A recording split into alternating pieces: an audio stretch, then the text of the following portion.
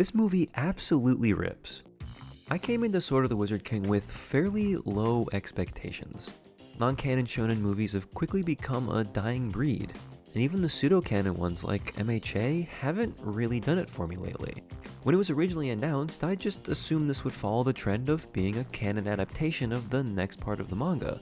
So for as much as I love Black Clover, I wasn't all that excited for a direct-to-Netflix spin-off adventure. So I truly mean it when I say I'm shocked at how good this film is.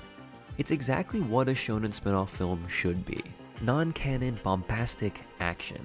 Where more modern efforts stumble by keeping things more restrained, Black Clover says, what if we make a giant magic nuclear weapon and follow it up with a moon hurtling towards the planet? The story doesn't have time for slow exposition. It goes 0 to 100 to an almost startling degree, to the point where it left me wondering how they were even going to stretch it into the full 2 hours at the start.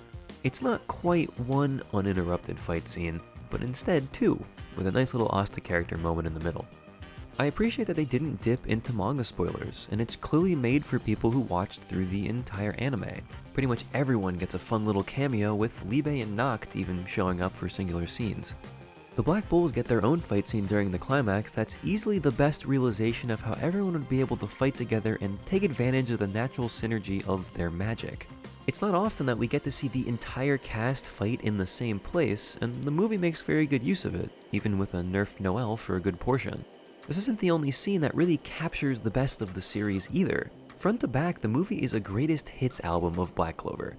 Every little character joke comes back, everybody says their classic lines, everybody uses their most well-known moves, and they're all the most condensed versions of themselves. There's a good bit of fan service in the film, but the traditional usage of the term, not the anime-specific version. Well, mostly. It's the shonen movie formula with some added runtime, and that is not a bad thing, because what the film does add is often insane. The most important thing here is, per usual, the rule of cool. How many cool things can they fit into the movie? The answer is a lot. There's crazy combo magic. Mereoleona goes Super Saiyan. Yami cuts a town-sized cannon in half. They reenact that scene from the Subspace Emissary. Asta cuts a meteor in half. The entire climax of this film is just characters one-upping each other over and over. There are form changes, high-speed battles, wild team-ups, new magic, and, like any great Naruto movie of old, a movie original attack to end it. Of course, no original anime film would be complete without a compelling main villain, and I think Black Clover nails it pretty well. Conrad is an imposing force who we get to see immediately and follow throughout the story. He's not quite Patry, but with a 2-hour time limit, he was never going to be. I think he toes the line between sympathetic and insane fairly well while sporting new and interesting magic.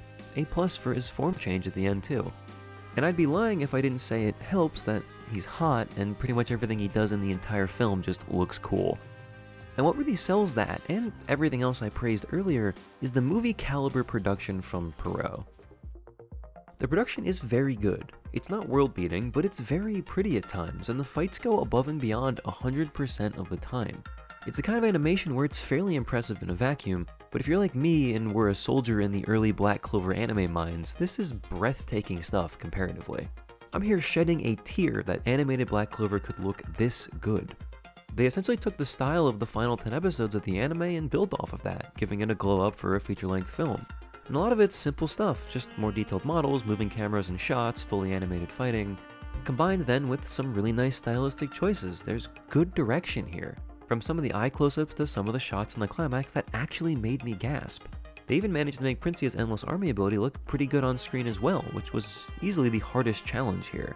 It's truly a full realization of how cool Black Clover should look all of the time, and really captures the scale of some of these engagements. It's a style we can only hope remains if or when the anime eventually returns.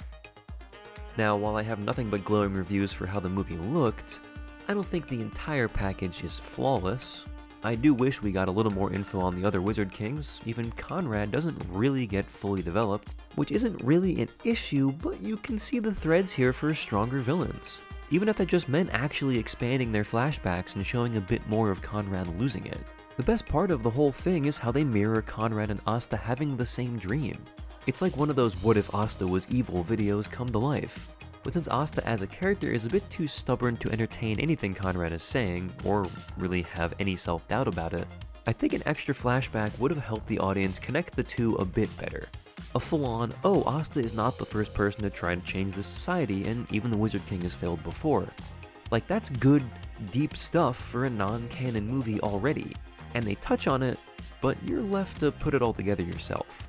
They really had something there, and I wish they'd spent a bit more time fleshing it out. As a quick aside, I did also think it's funny that the film has like 3 or 4 all is lost moments. Just a funny little quirk that I couldn't stop laughing at the 3rd time the villains pulled out another trump card. These are all small complaints though, and I don't think it significantly affects the outcome of the movie. I've seen plenty of these types of movies with far weaker villains with far more boring motivations. I think just the nature of the world makes this a pretty strong new cast. It's interesting to see what former Wizard Kings would look like and get exposed to the increasing list of new kinds of magic. Even if you're left to fill in some of the blanks for their background, I still found that process pretty intriguing, and for characters that essentially exist in these types of movies to have a big fight at the end with side characters, that's a decent triumph. Helps that they absolutely nailed it with the Japanese voice cast as well. Ultimately, the quality of this film comes back to what I said at the beginning. It absolutely crushes the fun, bombastic action, and that's all you can ask for from a movie like this. It also has Glasses Nero and Hair Down Noel, so if there were, hypothetically, other things you could ask for, they've already been handled. I haven't got a scene where Mimosa holds Asta up. I have been well fed. But as someone who's been around since basically the beginning of the Black Clover anime, it's honestly just kind of cool to see it get this kind of treatment and this much love. Even ignoring the fact that this isn't a theater release, it doesn't feel like an easy cash grab. It feels like something that was made because the team wanted to make it. They had an idea for a potential side story that touches on some interesting topics, and they poured effort into making it happen. It's probably not going to blow away a non-Black Clover fan. It's not going to win year-end awards or make it onto people's anime movie 3x3s. But that's not the point. The point is that the series that everyone dogpiled on in 2017 has its own feature-length film, and it's good. And that's just really cool. It rules that this series continues to thrive, that it's finally getting the production it deserves.